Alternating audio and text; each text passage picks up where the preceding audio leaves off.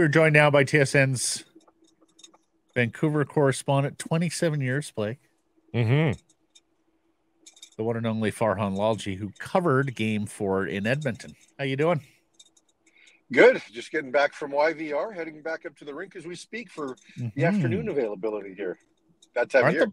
Aren't the playoffs fun, right? The rat race to every different city and straight to the amazing rink? race. Yeah, it's Amazing Race Media Edition, yes. Yeah. Oh, it's great. You know, like I think back to doing it for 2 straight months in 2011, and, you know, it doesn't, like, it is a grind. It's certainly not nearly what the players are going through, obviously. But, you know, you want to be a part of it, right? It's not like you're looking for a day off. You don't want to be missing anything. So it's been too long, right? We've had to wait a long time in the city to be involved. And look, when it's a flight from Edmonton and it's an hour and 10 minutes, life's not so bad, right? Small potatoes. No, and just remember this, Lalji, they travel better than we do. Okay? Yeah. Their job is harder, but they travel. You don't think Farhan's upgrading himself to business class? Well, Come on, I of tried. course he is. I didn't get the upgrade this time. I got it on the way there, but not on the way. Murph, myself, IMAC, we were all on the flight. None of us got the upgrade. Oh, denied. Hey, you were in the room yesterday. Let's start there because I would love to know what your interpretation was of the mood of the players and coach, because we've certainly done some of the reading on social media, but tell us what you thought of the room afterwards. Yeah, just a huge level of frustration, right? I mean, I've never seen JT Miller like that, right? Like, you generally, even when he's mad, he's not quiet. He was quiet. And you could just see it in their body language that they knew they had a missed opportunity. They worked so hard to get that game tied and to let it slip away at the end. They took their foot off the gas for just a moment, and it was just too long, right? I mean, Miller himself took a lot of the blame for the loss, said that he wasn't in the right position in the defensive zone and that he felt he should have blocked the shot. I mean, you know, you can kind of see earlier in the moment that he might have been trying to blow the zone, and Draisaitl knocks the puck down out of the air and keeps possession in the zone earlier in that shift. And certainly I'm not blaming him. JT Miller's just been so important to this team. But for he took it on himself, and the other players we had a chance to talk to felt the same way. Just huge disappointment.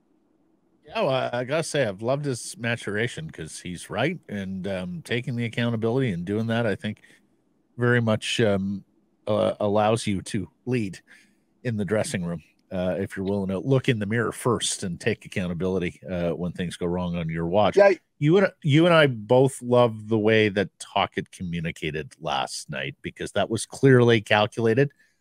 Farhan, so take us through what you loved about Tocchet last night in his remarks.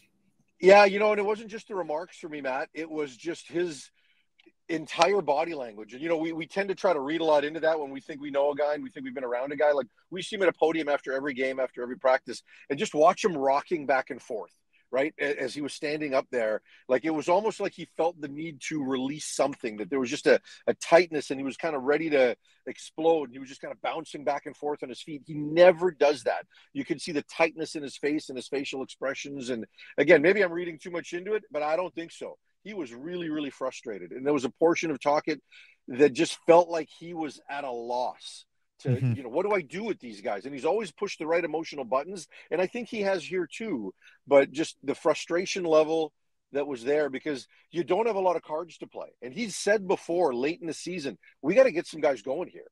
And he said it early in the playoffs. We got to get some guys going. And then for him to say, you know, 5, 6, maybe 7 guys, and, you know, talk about them being passengers. I don't even know if they know the playoffs have started yet.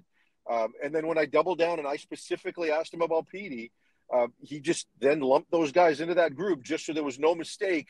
You know, he can't walk it back and say, no, he wasn't one of the 6 I was talking about. Yep, he was, right? Oh, we all know that. And yet, Farhan, and we read your tweet earlier in the show, though, he's smart enough to know that it's time for motivation, inspiration, innovation, not desperation.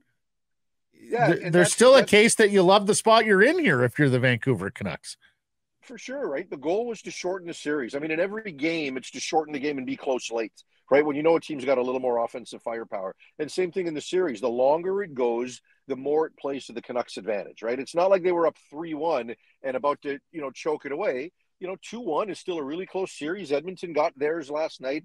Every game has been a 1-goal game with a late goal, you know, playing a huge part. So I think if you're the Canucks, there are some things in your process that you need to take care of. But big picture, if you'd have told this team we'd be tied 2-2 going home, they all would have taken it. And that's part of the message. So are there some lineup adjustments he can make? There are, but it's not like he's going to be able to bring in Jonathan Lekramaki and he's going to shut down Leon Draisaitl, right? Like, that's not the world they're living in. So they've got to decide. I think the more interesting part for me is what he does on the back end, because look, I like Ian Cole, and he's been the victim of some bad bounces, but it does feel like this series is a little fast for him. The Nashville series was great. This one feels fast. And if it's me, I probably leave Noah Juleson in, even though he took a risk on the second goal there late in the period. But I think pace-wise, he might be better off, but it's a meaningful adjustment you can make, and then we'll see what happens up front, right? Like, is he prepared to give Podkolzin a chance? Does he believe he's sent enough of a message to Nils Höglander to get him back in? I don't know, but it's tough. You don't have a lot of big options to play. Well, Farhan, I think you do. As much as all that is great, for me, it's less about the who comes in and who comes out now. It's how much are you going to put on your top players? And for me, it's got to be a significant amount. Hughes, Miller, Besser, you got to play the bejesus out of them. Farhan, my pet project is along the lines of what Matt is saying, is Elias and Elias together. That's your best chance to unlock Elias Pettersson, is make him a winger for Lindholm. And I think probably Garland on the right side. I think Joshua is fine where he is. And, the Oilers are trying to find two lines. That is legitimately two lines for the Vancouver Canucks the minute you put Elias and Elias together. And are you a little bit thinner than you were the night previous? Yes, maybe, except that Pettersson's line is not doing anything anyway. So I think you've already committed to two lines working there. This would be a better two lines. Yeah, but do you really think so? Do you think that Elias Pettersson gives you more than either of Garland or Joshua on that line? I think Joshua's doing good work. I don't think the Lotto line is the solution because it's the Lotto line, because truly when Pettersson's gone there at times in these playoffs, there hasn't been much there. But I also think that Pius Suter has become less and less visible in this series. So I don't think it kills you to put Pettersson in that role. And again, it's not because I think Lotto is the end all be all, but you might, I see a player that's hugely frustrated. Yeah. Maybe you put him with Lindholm and then elevate Joshua or Garland to the first line in place of Suter, and Suter can center a third line or something like that. I mean, maybe there's a way to do that and get Pettersson in that role playing with better players. But, over the course of the last 3 months, he's had his windows playing with better players, and there hasn't been much there for 3 months. I'm almost for Lotto line just as a defensive tactic. Force the McDavid line to play a little in their own zone by possessing the puck with your three best offensive players on I felt that they should have done one that. line. I feel they should do that with more Hughes against McDavid, right? Because when they put that line together for the Oilers with Nugent Hopkins up there with Hyman, Hyman can play down low in the cycle game, but Nuge and McDavid aren't heavy players. And I think that's better for Quinn Hughes to not go up against heavy players. Whereas if he happens to get out there against Draisaitl and Kane, there's a heaviness to that line that doesn't necessarily suit a player like Quinn Hughes. So I agree with you philosophically, Matt. It might be better to do it the other way, but the Oilers now have two legitimate lines, right? I mean, with Draisaitl there, when they split those guys up, all of a sudden Nuge and Kane get better, right?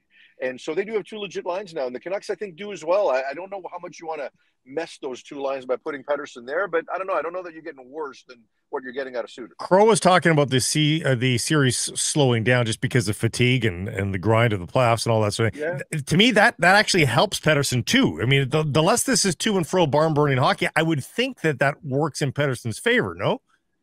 I would agree. I wish there was one thing at this point that Pettersson could hang his hat on. That, okay, I'm not doing this. Like, I'm not driving play and I'm not skating and I'm not trying to beat people, but I'm doing this. And I'm not sure what that is, right? Like, I mean, I think he's been okay defensively, not necessarily special, but for me, it just blows my mind because I've said repeatedly with this series that if you're going to wind up seeing a lot of Miller and Lindholm against McDavid and Draisaitl, Pettersson has to win his matchup against McLeod of all people, right? Like, you have to do that.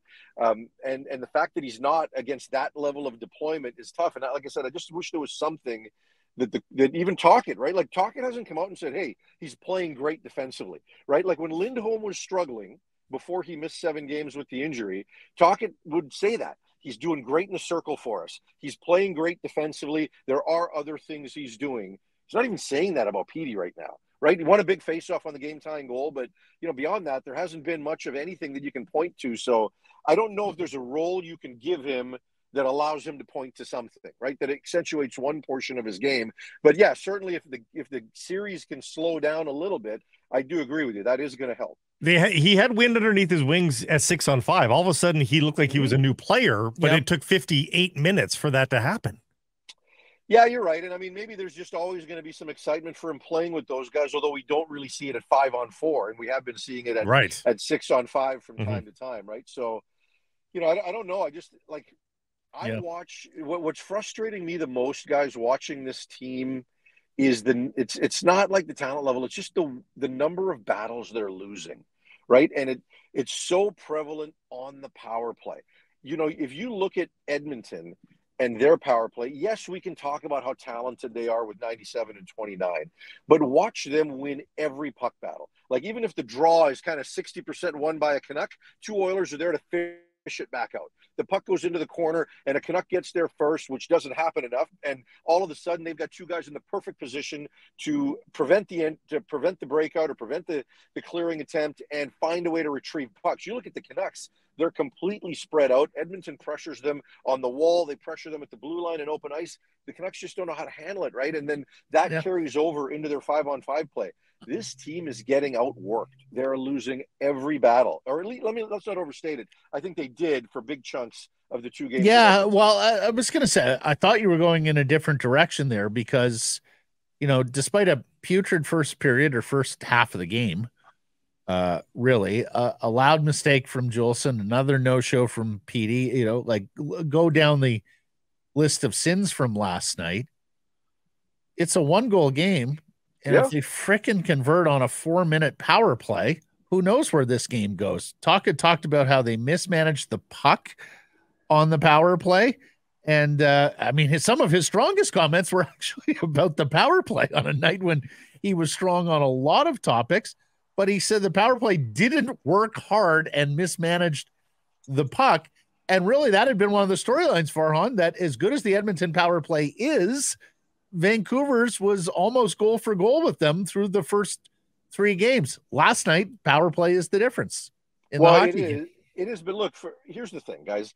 There were 3 power plays. One of them was extended, right? This game was played largely at 5-on-5, which is where the Canucks should be comfortable.